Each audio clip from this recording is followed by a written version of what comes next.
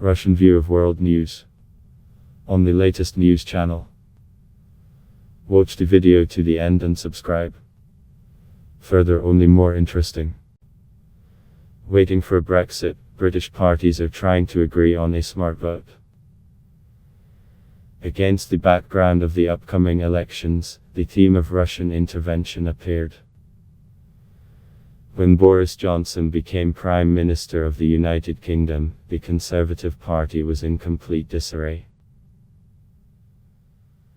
After the absolutely disastrous premiere of Theresa May, the Tories faced the Brexit problem, which they could not handle in any way.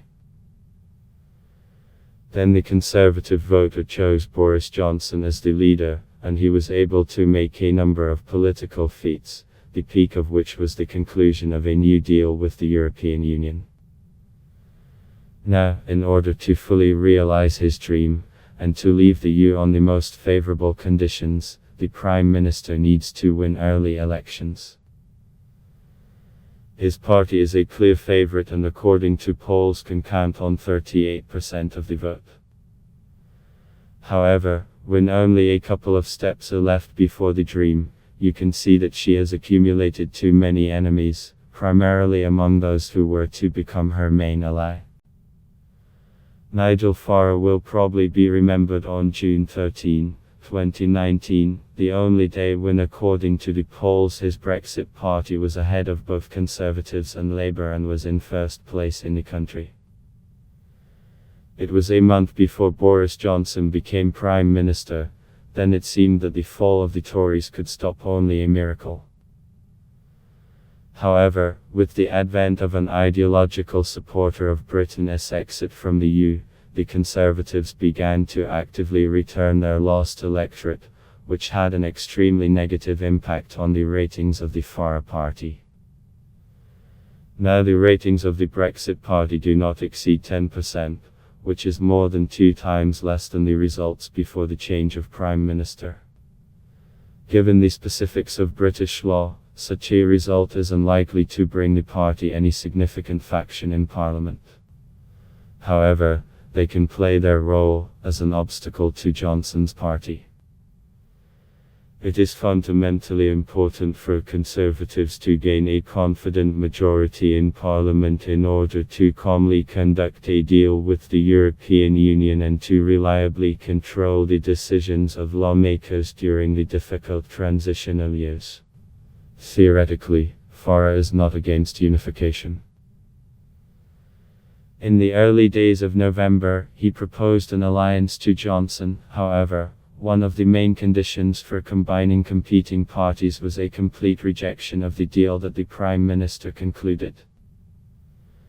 For the leader of the Conservatives, this is absolutely unacceptable. He has already stated that his deal is the only way to conduct Brexit. Under these conditions, Farage is not ready to cooperate, because his party is in favor of a tough separation from the European Union. If the right-wingers do not come to a compromise, this will greatly affect the position of Brexit supporters, who may lose several dozen mandates due to inconsistency in their ranks. A similar situation has developed in the camp of opponents of leaving the EU. True, everything is somewhat more complicated there. If among the supporters there is an obvious ruling favorite party, near which the voter can concentrate on his own, then their opponents are not so simple. There is a traditionally large Labour Party, which has been the main opposition to Conservatives since time immemorial. In 2017, it was she who prevented Theresa May from triumphing. However, now the Tories are in deep crisis. Their ratings fluctuate around 25%.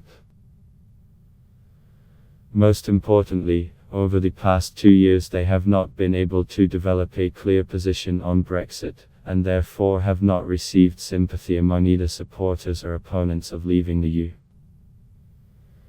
The one who is friends with everyone is not friends with anyone. It is this truth that fits the description of the situation of the party of Jeremy Corbyn. Liberal Democrats took advantage of the Tories' failure, Their rating has grown from 7% in the last election to 16% now. They just have a clear pro-European position that attracts undecided Brexit opponents. For the Lib Dem, this election is a chance to regain the position of the past decade, when they occupied 50, 60 seats in Parliament, now only 12. Theoretically, if they can agree with the party of Jeremy Corbyn and divide the districts so as not to duplicate each other, then their alliance can become a serious threat to the Tories, but for this someone will have to step on the throat of their own song, and it is not clear is at least one side ready for this. If not, then for both these elections may end in failure, because they will have the electorate opposed to Brexit, while the Conservatives have a clear leader. Based on the upcoming elections in Britain, they decided to recall Russia and the ubiquitous Russian hackers. The British Parliament's Intelligence and Security Committee has prepared a report on whether Russia could intervene in the Brexit referendum. It was planned that it would be published in late October, but the publication was delayed by the government of Boris Johnson. According to the law, it is the Prime Minister who must give the green light to put such a report in the public domain, guided in order not to harm the interests of the country. Johnson said that he needed more time to fully familiarize himself with the material. The Prime Minister is deliberately tricking. He knows very well that in a few days the Parliament will dissolve on the eve of new elections, and the publication of this document in the coming months will become in principle impossible. It is not known what is in this report, but obviously that the very fact of talking about the notorious Russian intervention is not beneficial for Brexit supporters. Therefore, the Prime Minister will try to delay him until those times when he can no longer influence anything.